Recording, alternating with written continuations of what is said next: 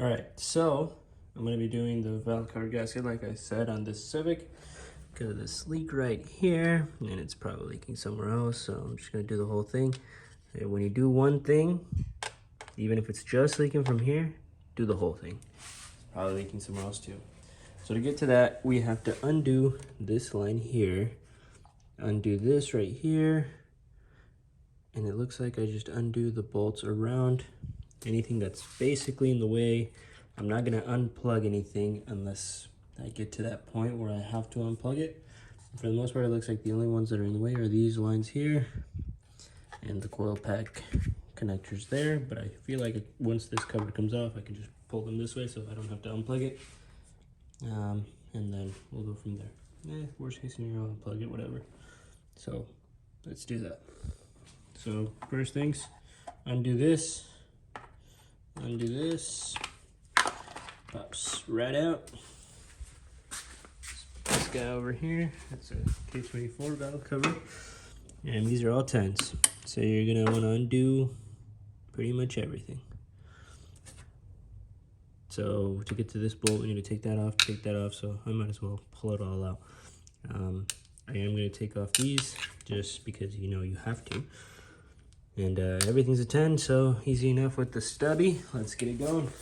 All right, so after a lot of yelling and taking things off, you do have to unplug all of this. That's fine.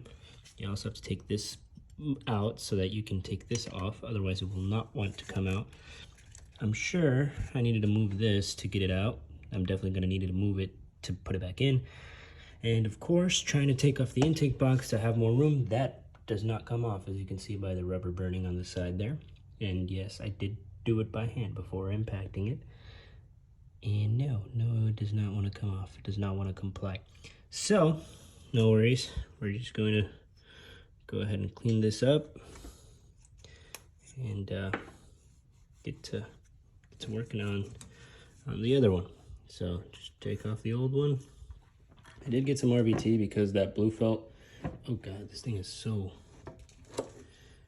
fragile. Okay, yeah, so it's been there a while. Make sure none of this gets inside, especially because I just seafoamed this guy, so it looks pretty clean, especially 90,000 miles. It's almost 100. Should be pretty clean, but don't want any of that crud getting in there. Looks like the spark plug and the coils look fine. So yeah, the only thing we have here is that guy there. It's a little dirty, but the rest is super clean. Almost looks gold in here, so that's really good news.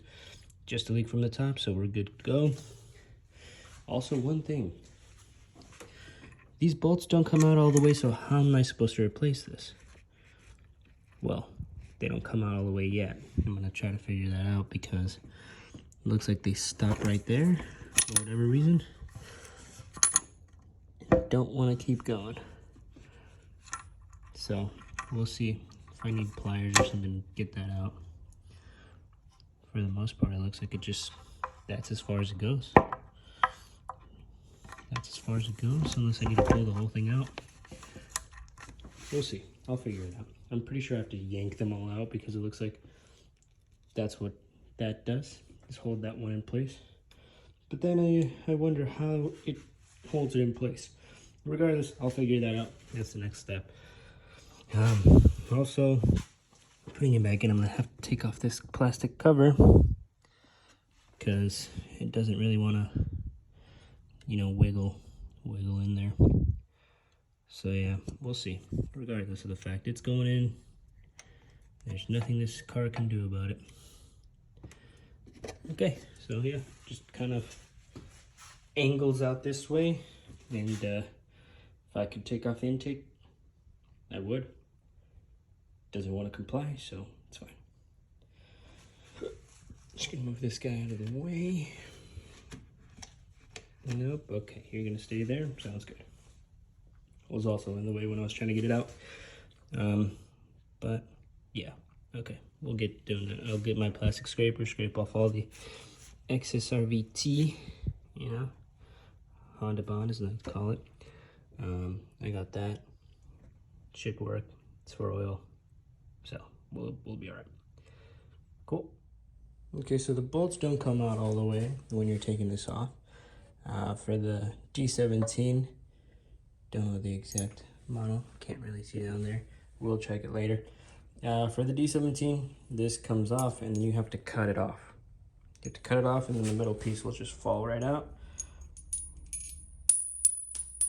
So the metal piece fits over this rubber piece, and the rubber piece will just fit inside of here first, like the washer, the metal washer first, and then this second, and then it'll go back in here. Make sure you don't mix these up. You really can't. I mean, these two back ones are longer than the three front ones, so you really can't mess it up, but these have to be cut off to be taken off. There's no other way to do it. You have to cut it off. I have some pliers, those cutting pliers, and yeah, that's about it. Then I'm gonna install the new ones on here. So out with the old and with the new, and we'll go from there. So the new ones do just slide right in. They're not these chrome, they're like this nicer dark gray, black almost. But yeah, so you'll notice a difference. You can't mix them back up. Then I just place it right back where that one goes. And then I'll move on to this one and just kind of plop them back in place so that I don't confuse them.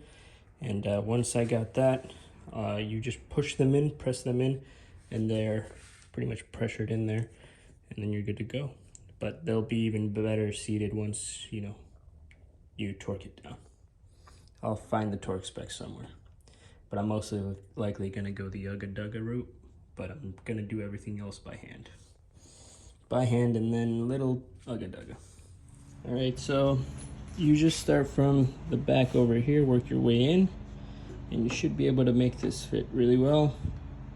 Make sure the holes are lined up, and if they're not, just kind of readjust it. Don't tug on it, don't pull it, don't stretch it, then it won't seat well. Just go around the whole thing, press it in. These are already pressed in there. Cleaned out this a little bit. Still some crud in there, but it's better than how it was. And you don't want to use something that'll like stay in there, like degreaser, unless you're gonna let it dry overnight or something. What you want to do is just use carb cleaner or isopropyl alcohol, something that'll dry up right away and it won't stay in there. You don't want, the last thing you want is other chemicals inside of your engine that'll mix with your oil. Then you'll have some issues, unless you're going to do an oil change right after. Then I guess don't worry too much about it. Regardless, I'm going to add some RVT. This side right here, it's a little gap. Not something you should be completely worried about, but we're going to do that. And after that, we're gonna just seat this guy and we'll be good to go. All right, so seating it was a nightmare, as you guys can see. I had to rig that up so that it wasn't in the way, and my wife walked in and was like, what have you been doing if you haven't done the oil change yet? And I'm like, please, not right now. All right, the last piece of the puzzle is on. This clip broke, so if you know the zip tie trick, until I can get new ones, should be good to go. Now I just gotta hook up the battery because I did take off the alternator thing, so I wouldn't make a spark. Should have probably started with saying that, but it's fine. If you know anything about cars, that's the first thing you should do when anything electrical comes off. But looking pretty good now that it's no longer all oily. Pretty clean. Sensor's brand new. It's pretty clean too. That's bank 1 and bank 2 right there. Doesn't look like it was leaking from anywhere else, because when I took it to Honda, they gave me this paper. It's a little XB. I'll do something on that later. Take it to Honda once for an oil change, and look at that. Oil, coolant, something under the hood. So it was leaking. Battery was brand new, so I didn't complain about that. Oil or fuel leaks, there it is again. Tires are pretty good. Brakes are pretty good. But the rear need to be redone here soon. I think they're starting to squeak a little bit, but do that another day. For now, I am done with the Civic, literally.